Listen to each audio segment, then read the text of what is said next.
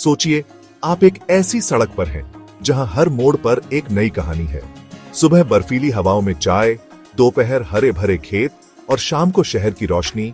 यह कोई सपना नहीं बल्कि NH-44 का सफर है। यह भारत की धड़कन है। श्रीनगर से कन्याकुमारी तक करीब 4112 किलोमीटर लंबा, 11 राज्यों को जोड़ता। हर कुछ किलोमीटर पर मौसम, भाषा, स्वाद बदलता है। सफर की शुरुआत होती है कश्मीर की जन्नत से। डल झील के शिकारे, बर्फ से ढके पहाड़, देवदार के पेड़, हर नजारा किसी पेंटिंग जैसा। जैसे ही पहाड़ों से उतरते हैं, एक नया भारत सामने आता है। अब बर्फ नहीं बल्कि हरियाली और जिंदगी की रौनक है।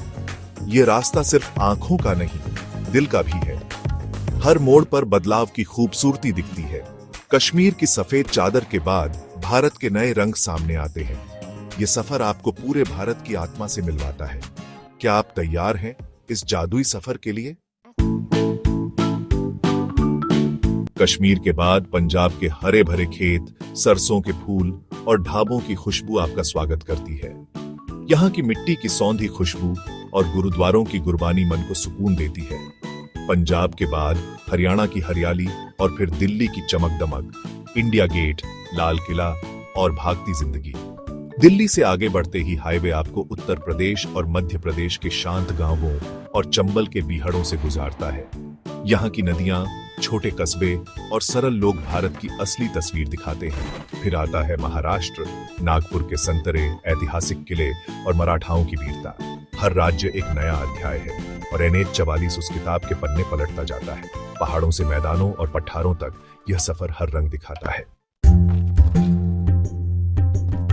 महाराष्ट्र के बाद तेलंगाना की सूखी पथरीली जमीन और बदलती भाषा आपको दक्षिण भारत में ले आती है। यहाँ की चट्टानें और गर्मी उत्तर की ठंड से बिल्कुल अलग हैं। तेलंगाना के बाद आंध्र प्रदेश और कर्नाटक, दक्कन का पठार, साफ नीला आसमान और बेंगलुरु जैसी आधुनिकता।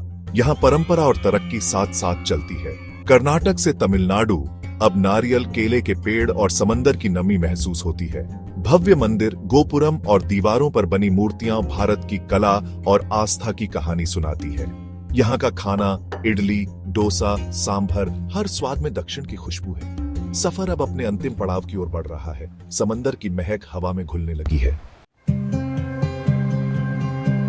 और आखिरकार कन्याकुमारी, जहां सड़क खत्म और समंदर शुरू होता है।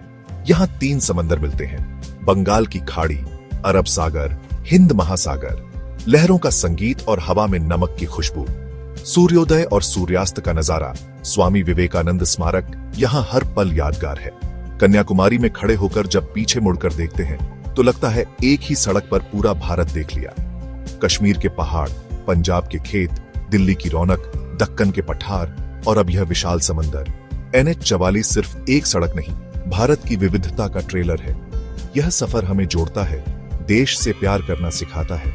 तो क्या आप तैयार हैं श्रीनगर से कन्याकुमारी तक इस खूबसूरत कहानी का हिस्सा बनने के लिए?